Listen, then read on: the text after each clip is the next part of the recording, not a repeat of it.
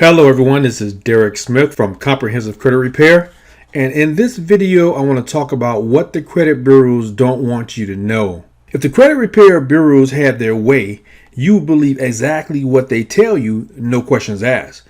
But please don't fall into this trap. Chances are your credit report contains one or more errors, and those errors are negatively impacting your life. Check out these statistics revealed by a study conducted by the National Association of State Public Interest Research Groups. 79% of all credit reports contain some type of error. 54% contain inaccurate personal information, such as a misspelled name, incorrect birth date, wrong social security number, or out-of-date address. For example, one man's business partner was listed on his report as his spouse. 30% listed paid off and closed account as being open. This can either hurt or help your score depending on whether the account was paid perfectly or had late payments. 22% had the same loan listed twice.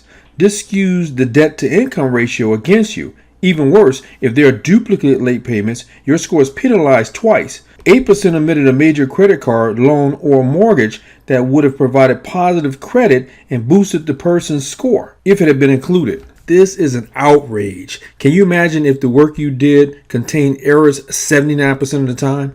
How fast would you be kicked out the door? So why are the credit bureaus making so many errors on our credit files? It is because about 30,000 data entry clerks process 4.5 billion pieces of credit information each and every month. If there's a 1% error factor, that would result in 45 million errors per month. Now that's a lot of errors. The reason it's important for you to know this information is so that you have the confidence to challenge the accuracy of your own credit report. You need to understand that you are not doing anything weird or uncalled for when you challenge their accuracy. So with so many errors penalizing innocent people, the U.S. government was forced to step in and enact laws to protect its citizens. So you see, the intent of the law is to protect you, not to force you into keeping the negative information set in stone from now till kingdom come. Here are some highlights that you should know. If there's an error, the negative information must be deleted. If it cannot be proven or verified, the negative information must be deleted. If grace or pardon is extended by the creditor, the negative information must be deleted. If a creditor wants to keep you as a customer and they think it will make you happy and encourage you to continue to do business with their company, the negative information may be deleted. So yes, it is legal. Understandably, the credit bureaus don't like people disputing their records. It costs them money to hire employees to handle all these disputes. According to their own published information, they seem to want you to believe all negative accounts must be reported on your credit report for 7 years. But this is not true. The truth is that late payments can or may be reported for 7 years, not must be reported. The truth is that accounts don't have to be reported at all. Some companies choose not to report to the credit bureaus because it is voluntary, not mandatory, and because it costs them money to report. Funny how some people try to say it's the law that your late payment had to be reported. Actually, it isn't. Let me give you a few tips. First, let's start with a dirty little secret. People with low credit scores have their credit pulled on average 17 times compared with just 1 time for people with good credit. For every credit pull, the bureaus make money. Is it any wonder they're happy to keep your scores low? Let's move on to a little known fact. Another exasperating fact is that some of the credit disputes are outsourced to third world countries where labor is cheaper. So here's the scene. A young person in India who has never been to the U.S. or had an account in the U.S. is reading your dispute and deciding your fate. She or he makes a judgment call, and who's to know if it's correct or not? I mean, how much could they possibly know about the American credit system or about your personal situation? Hold on though, it gets worse. Another outrage is that in the United States, the bureaus hire inexperienced employees at minimum wage to handle disputes. And then they put the employees under tremendous pressure to process a certain number of dispute letters per hour and per day. This means they are forced to make a quick decision if they want to keep their jobs. These people don't have the experience, critical acumen, mature judgment, or the time to properly research your account.